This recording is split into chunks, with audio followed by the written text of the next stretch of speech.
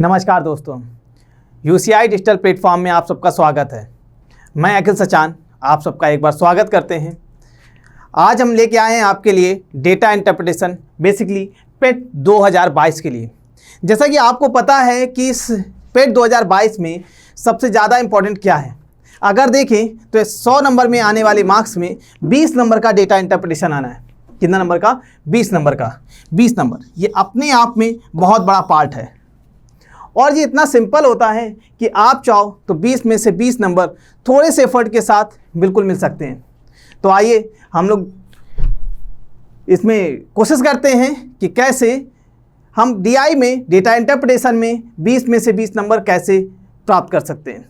बस उसके लिए रेगुलर सारे सेशन अटेंड करना है और पूरी ईमानदारी के साथ प्रैक्टिस करनी है। हमारा प्रॉमिस है कि आपको 20 में से 20 नंबर इन्हीं रेगुलर क्लासेस से आपको मिलेंगे और थोड़ा सा भी एफर्ट करने पे आपके 20 नंबर कहीं नहीं जाते हैं। आइए स्टार्ट करते हैं हम लोग क्लास को। बेसिकली डीआई को करने से पहले आपको डीआई में जो डेटा दिया जाता है उसको अच्छे से पढ़ना होता है। थोड़ा सा समय देके उस डेटा को अगर आपने पढ़ लिया तो उससे रिलेटेड जो क्वेश्चन होंगे वो बहुत जल्दी और बहुत आसानी से सॉल्व हो जाएंगे। थोड़ा सा टाइम देके आपने अगर डीआई को पढ़ लिया, डेटा इंटरप्रिटेशन को पढ़ लिया तो आपके क्वेश्चन बहुत आसानी से हो जाएंगे। इस क्वेश्चन को हम लोग समझते हैं कैसे। यहाँ पे एक आपके सामने डीआई दी गई है। जनरली इस तरह की जो डीआई दी जाती है, रो एंड कॉलम में डिवाइड होती है, उसे तालिका ग्राफ कहते हैं। आपके सिलेबस में तालिका ग्राफ दिया गया है। आपके सिलेबस में तालिका और ग्राफ दिया गया है। तो तालिका में ये पिछले बार जब पेट 2021 हुआ था तो उसमें ये 5 नंबर की डीआई आई थी। रो एंड कॉलम में अगर कोई डेटा दिया जाता है तो इसका मतलब है वो टैबुलर डीआई है या तालिका ग्राफ है। तो इसमें हम लोग पहले क्या करते हैं कि डेटा के बारे में पहले पढ़ लेते हैं। तो डेटा दिया क्या इसके बारे में समझते हैं। कह रहा है निम्नलिखित सारणी का ध्यान से अध्ययन कर नीचे दिए गए प्रश्न के उत्तर दीजिए। ये सारणी दी गई है, इसको पहले हमें अध्ययन करना है, इसके बारे में समझना है। जो डेटा दिया गया है किससे रिलेटेड दिया गया है, क्या दिया गया। अलग अलग 6 वर्षों के दौरान 5 अलग अलग राज्यों में रद्द की गई उड़ानों की संख्या सैकड़ों में। मतलब कि यहाँ पे ये आपके सामने ईयर दिए गए हैं, ये ईयर दिए गए हैं और इस ईयर में ये अलग अलग राज्य दिए गए हैं। बोला जा रहा है कि 5 जो अलग अलग राज्य हैं, ये 5 अलग अलग राज्य हैं, इन राज्यों में जो उड़ानें हैं उन रद्द की संख्या बताई गई है, वो भी सैकड़ों में बताई गई है। अगर हम लोग एक डेटा पे डिस्कस कर लेते हैं, सपोज मान लेते हैं रैंडमली कोई डेटा, अगर हम इसके बारे में बात करते हैं तो डेटा जो है वो राजस्थान का डेटा है और 2005 में 0.7 का मतलब ये है 0.7 के साथ देखिए ब्रैकेट में लिखा है सैकड़ा, तो सैकड़े का मतलब 100। तो 0.7 के साथ जब 100 का आप मल्टीप्लाई करोगे तो आपको याद रखना है कि ये जो नंबर आप रद्द की गई उड़ानें हैं वो 70 हैं या 0.7 सैकड़ा है। ये आपको इस डेटा से, इस टेबल से इंफॉर्मेशन हमें प्राप्त हो रही है। तो आई होप कि आपको ये डीआई में जो दी गई डेटा है उसको आपने समझ लिया होगा और उसके अच्छे से एनालिसिस कर लिया होगा। अगर आपने डीआई पढ़ ली तो आइए हम लोग अब देखते हैं कि क्वेश्चन कितने आसानी से हम लोग कर सकते हैं। आपके सामने क्वेश्चन नंबर 1 दिया गया है। इस क्वेश्चन को पढ़िएगा। क्या राजस्थान में वर्ष 2006 और पश्चिम बंगाल में वर्ष 2009 में रद्द की गई उड़ानों की संख्या के बीच अनुपात बताइए। यहाँ पे राजस्थान में 2006 की बात की गई है और किसके किसके बीच अनुपात है। पश्चिम बंगाल में वर्ष 2009 में, पश्चिम बंगाल में 2009 में। तो आइए हम लोग टेबल से डेटा को देखते हैं कि क्या क्या दिया गया है। तो राजस्थान में 2009, तो राजस्थान राज्य कहाँ पे है, राजस्थान राज्य ये है और 2009 का मतलब है कि 2.1 सैकड़ा, 2.1 सैकड़ा। इसमें 100 का मल्टीप्लाई करना है क्योंकि डेटा यहाँ पे दिया गया है। तो अभी हम लोग सिर्फ इसको 2.1 ले लेते हैं। तो 2009 में राजस्थान में 2.1 दिया गया है और इसके साथ अनुपात किसके किसके बीच में दिया गया है। राजस्थान के साथ पश्चिम बंगाल में 2009, ओके एक सेकंड, राजस्थान में 2006, वन सेकंड, राजस्थान में 2006, 2009 नहीं, राजस्थान में 2006। इस पॉइंट को अच्छे से पढ़ना। राजस्थान में 2006, तो राजस्थान का है, राजस्थान 2006.2, राजस्थान में 0.2 और किसके बीच का अनुपात है, पश्चिम बंगाल में वर्ष 2009। तो पश्चिम बंगाल ये और 2009 का मतलब 6.0, इन दोनों के बीच का अनुपात चाहिए तो 6.0।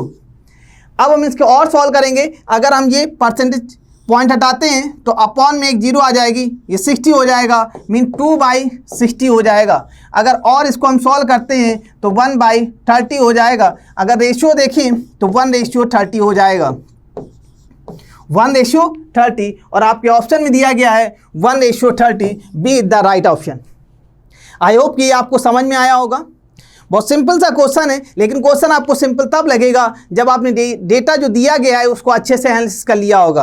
अगर आपने डेटा को अच्छे से एनालिसिस नहीं किया है तो आपको जो क्वेश्चन सॉल्व करोगे वो और बहुत ही टिपिकल लगेगा। इसलिए किसी भी डीआई को सॉल्व करने से पहले आपको ये हमेशा याद रखना है कि जो डेटा दिया जा रहा है उसको अच्छे से एक बार पढ़ लीजिएगा, एनालाइज कर लीजिएगा। आई होप कि आपको ये क्वेश्चन अच्छे से समझ में आया होगा। नेक्स्ट क्वेश्चन हम लोग डिस्कस करते हैं। क्वेश्चन नंबर 2 दिया गया है, डेटा आप पढ़ चुके हैं। क्वेश्चन नंबर 2 को ध्यान से पढ़िएगा, गलती बिल्कुल मत करिएगा और ट्राई करिएगा। क्वेश्चन बहुत सिंपल है, आपका आंसर आ जाएगा। कह रहा है वर्ष 2008 में सभी राज्यों में मिलाकर, 2008 में सभी राज्यों की बात कर रहा है, मिलाकर रद्द की गई उड़ानों की औसत संख्या क्या होगी। अब सबसे पहले आपको जब औसत आया तो औसत आपको पता होना चाहिए कि औसत का मतलब क्या होता है। औसत का मतलब अगर बात करें तो औसत की जब बात करते हो, औसत ये बेसिक सा फॉर्मूला है कि कुल योग बटे कुल संख्या,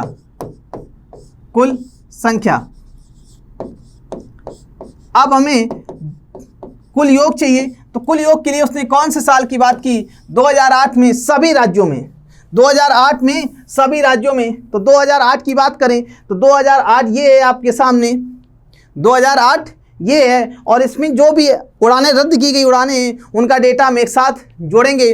तो आइए जोड़ लेते हैं। देखिए डेटा कौन कौन सा दिया गया है, यहाँ पे लिख लेते हैं 1.4, 1.4, 1.5, 1.5, 2.2, 2.2, 1.3, 1.3 एंड 5.5।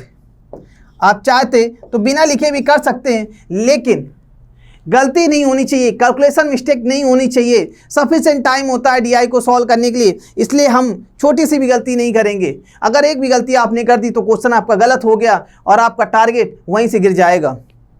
आइए हम लोगों ने क्या देखा, 2008 में सभी राज्य, तो 2008 आपने आपका डेटा उठाया और सभी राज्य, हरियाणा में 1.4, पंजाब में 1.4, हरियाणा में 1.5, इसके बाद राजस्थान में 2.2 और असम में 1.3, इसके बाद पश्चिम बंगाल में 5.5। इन सबको ऐड करो तो 5 3 8 2 10, 5 15 और 15 और 4, 15 4 19, 19 आ जाएगा। एक कैरी हो जाएगा, 5 1 6 7, 7 2 9, 10 11, 1 1 1 1.9। अब ये देखिए ये जो संख्या दी गई है वो सैकड़े में दी गई है, इसके साथ हम सैकड़ा लगाएंगे, 100 का मल्टीप्लाई कर देंगे तो ये कुल रद्द उड़ानें आ जाएंगी। तो कितनी आ जाएंगी, अगर औसत देखें यहाँ पे तो औसत हमारे पास कितना आ जाएगा, 111190 अपान, अब कुल संख्या कितनी है, कितने राज्य दिए गए, 1 2 3 4 5, 5 राज्य आपके सामने दिए गए। तो 5 राज्य हमने क्या करेंगे, 5 से डिवाइड कर देंगे।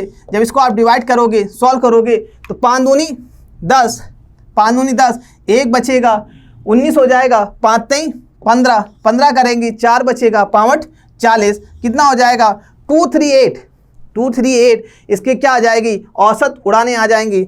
आई होप कि आपको ये समझ में आया होगा। हमेशा याद रखना है कैलकुलेशन मिस्टेक नहीं करनी है। अगर आपने एक भी क्वेश्चन में कैलकुलेशन मिस्टेक कर दी तो आपका टारगेट खत्म हो जाएगा। हमारा टारगेट यही है, बहुत इंपॉर्टेंट है डेटा इंटरप्रिटेशन और बहुत स्कोरिंग करता है क्योंकि एकदम ये सॉलिड होता है और 20 में से 20 नंबर 100% आते हैं। आपको बस थोड़ी सी मेहनत करनी है। आइए नेक्स्ट क्वेश्चन हम लोग डिस्कस करते हैं। Question number 3। आप लोग क्वेश्चन पढ़ना स्टार्ट करिए और समझिए किस क्वेश्चन के बारे में क्या कह रहा है। क्वेश्चन आपके सामने कह रहा है वर्ष 2007 में असम में रद्द की गई उड़ानें। तो वर्ष 2007 की बात कर रहा है। 2007 हमारे पास ये है और असम राज्य की बात कर रहा है। तो असम राज्य हमारे पास 2.7 की बात कर रहा है। असम राज्य 2.7 की बात कर रहा है। इसके साथ साथ कह रहा है असम राज्य में 2.7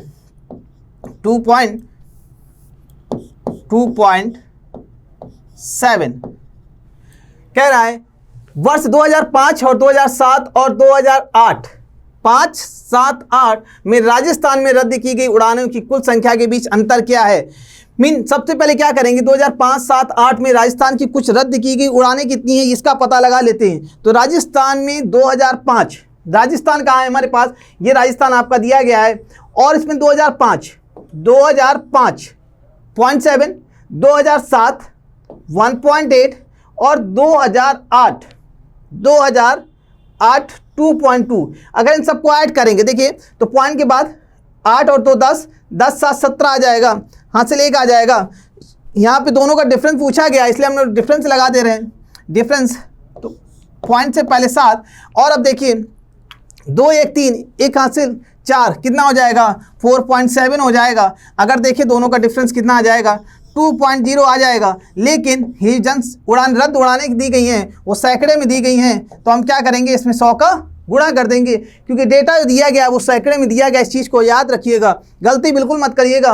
2 लिखा है तो 2 लिख के ऑप्शन आपको यहाँ बन सोचिएगा, ऑप्शन नहीं मिल रहा, सैकड़े का गुणा करना है तो ऑप्शन कितना हो जाएगा, आंसर आ जाएगा 200 आंसर आ जाएगा आपके सामने। क्लियर है, option 1 is the right answer. I hope कि तीनों क्वेश्चन आपने कर लिए होंगे और अच्छे से आपको समझ में भी आ रहे होंगे।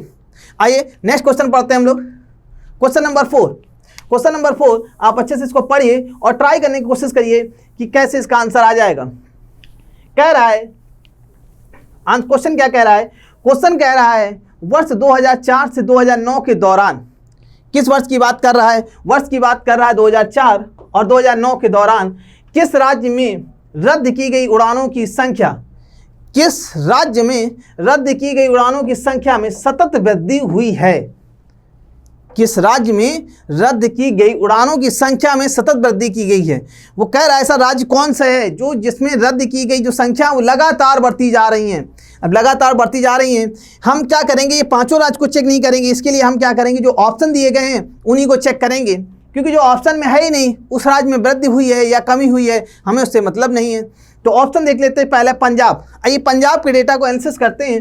पंजाब के डेटा में 2004 में 1.4 की उड़ानें हुई थी, इसके बाद 1.5 में 1.3, ये तो कमी हो गई, लेकिन उसने क्या बताया है सतत वृद्धि हुई है, इसलिए पंजाब ऑप्शन आपका यहीं से कैंसिल आउट हो जाएगा, फिर आपको आगे बढ़ने की जरूरत ही नहीं है। नेक्स्ट आपका दिया गया बी हरियाणा। हरियाणा के बारे में देख लेते हैं। हरियाणा में दिया गया 3.2 के बाद 4.1 दिया गया है। इसका मतलब है कि यहाँ तो वृद्धि हुई है लेकिन 4.1 के बाद यहाँ पे कमी आ गई है, तो इसका मतलब जब कमी आ गई है तो यहाँ पे भी अपने आप ये आपका ऑप्शन कैंसिल हो जाएगा। तीसरा ऑप्शन दिया गया राजस्थान। राजस्थान में देखते हैं वृद्धि हुई है, 0.3 वृद्धि हुई है, 0.3 से 0.7 वृद्धि हुई है, लेकिन 0.7 से 0.2 आ गया, इसलिए राजस्थान का भी ऑप्शन गलत हो गया। ऑप्शन ये भी गलत हो गया, तो ऑब्वियसली है कि ऑप्शन पश्चिम बंगाल होगा। आइए इसका डेटा को भी देख लेते हैं, पश्चिम बंगाल का दिया है कि नहीं दिया गया। पश्चिम बंगाल में 1.5 रद्द हुई हैं, फिर इसके बाद इंक्रीमेंट हुआ है, बढ़ोतरी हुई है, वृद्धि हुई है 2.1 की, इसके बाद 3.5 की भी बढ़ोतरी हुई है, और इसके बाद 4.3 की वृद्धि हुई है, और इसके बाद 5.5 और 6। इसका मतलब है कि आपका ऑप्शन सही था। इस तरह के क्वेश्चन में हम लोग जनरली ऑप्शन को देख के ही करते हैं, सारे ऑप्शन को चेक नहीं करते। अब यहाँ पे असम का डेटा देखने की कोई नीड नहीं थी, उसमें वृद्धि हुई हो या कमी दी गई हो इसका हमें कोई मतलब नहीं था, क्योंकि वो ऑप्शन में नहीं दिया गया है। नेक्स्ट क्वेश्चन हम लोग देखते हैं, क्वेश्चन नंबर 5। इस क्वेश्चन में पूछा गया है वर्ष 2004 में हरियाणा में रद्द की गई उड़ानों की संख्या। वर्ष ध्यान से समझना है, वर्ष ध्यान से समझना है आपको। 2004 और 2004 के साथ साथ हरियाणा की बात कर रहा है। उड़ानों की संख्या पंजाब में सभी वर्षों में मिलकर रद्द की गई उड़ानों की संख्या का कुल कितना प्रतिशत है, इस चीज़ को ध्यान रखना है। पहले हमें 2004 में हरियाणा में कितनी उड़ानें रद्द हुई हैं डेटा से देखते हैं। 2004 में हरियाणा, तो हरियाणा में चलते हैं और 4 में जाते हैं, तो 2004 में 3.2 आता है, 3.2 आता है, 3.2 आ जाएगा। और ये कह रहा है कि रद्द की गई उड़ानों की संख्या पंजाब में सभी वर्षों में मिलकर रद्द की गई, पंजाब में सभी वर्षों में मिलकर रद्द की गई उड़ानों की कुल संख्या का कितना। आपको एक चीज़ याद रखना है, कुल संख्या का, इस पॉइंट को बहुत जरूरी है। जिससे पहले का लिखा है इसका मतलब है कि वो पार्ट हमेशा नीचे आएगा, नीचे का मतलब हर पे आएगा। राइट। तो अब हम उसके लिए क्या करें, पहले पंजाब में जो कुल संख्या कुल वर्षों में रद्द की गई हैं वो निकालें। तो पंजाब में कितनी दी गई है इसके बारे में हम लोग समझते हैं। पंजाब में ये हमारे पास डेटा दिया गया पंजाब में और कुल पूछा गया, इन सबको ऐड कर दो तो 4 और 3 7, 7 और 5, 7 5 12, 12 और 7 19 और 19 और 4 23 और 23 और 7 23 और 7 30 हो जाएगा। तो कितना आ जाएगा 0.3, हाँ 3 हासिल हो जाएगा, 3 हासिल हो जाएगा। पंजाब की बात कर रहा 3 और 1 4, 4 1 5, 5 2, 5 2 7 और 7 और 1 8, 8 2 10, 10 आ जाएगा। एक बार फिर से एक बार चेक कर लीजिएगा, 4 3 7, 7 5 12, 12 और 7, 12 7 19, 12 7 19, 19 और 4 23 और 23 और 7, 23 और 7 30, बिल्कुल सही है। 3 हासिल, 3 1 4 5, 5 और 2 7, 7 और 1 8, 8 2 10, बिल्कुल सही है। पंजाब में कुल रद्द की गई उड़ानें कितनी हैं, 10 आई हैं, लेकिन 10 सैकड़े हैं। अभी पूछा गया है कि पंजाब के सभी वर्ष में मिलकर रद्द की गई कुल उड़ानों का कितना है। तो पंजाब में रद्द की गई कुल आ जाएगा कितना, प्रतिशत, और प्रतिशत के लिए हम लोग क्या करेंगे, 100 का मल्टीप्लाई करके परसेंटेज लगा देंगे। जब आप इसे सॉल्व करेंगे तो कितना हो जाएगा 320/10 परसेंटेज, मतलब 1 से 1 कट जाएगा, 32% आपके पास आंसर आ जाएगा। आई होप कि आपको ये सारी रियाई बहुत अच्छे से समझ में आई होंगी। आपको रेगुलर इस सेशन में बने रहना है, क्योंकि आपको पता है कि इस सेशन से आपके 20 में से 20 नंबर आने ही आने हैं, 100% आने हैं। और ऐसे आने हैं कि आप अगर थोड़ी सी भी एफर्ट कर लेते हैं, थोड़ा सा भी मेहनत कर लेते हैं, तो आपके 20 नंबर कहीं नहीं जाते हैं। ये बहुत इंपॉर्टेंट पार्ट है इस पेट के 2022 एग्जाम के लिए। अगर आपको पेट में अच्छे स्कोर करना है तो आपको डीआई आपको पढ़नी पड़ेगी। डीआई के लिए रेगुलर क्लासेस आपको ज्वाइन करनी पड़ेगी, और हमारा प्रॉमिस है कि इसी क्लास से आपको डीआई 100% एग्जाम में मिलेगी। लेकिन जितना आपसे कहा जाएगा उतने हर सेशन को आप अटेम्प्ट करेंगे और हर क्वेश्चन की प्रैक्टिस करेंगे। आई होप आज की क्लास आपको अच्छी लगी होगी। मिलते हैं नेक्स्ट क्लास में। जय हिंद दोस्तों।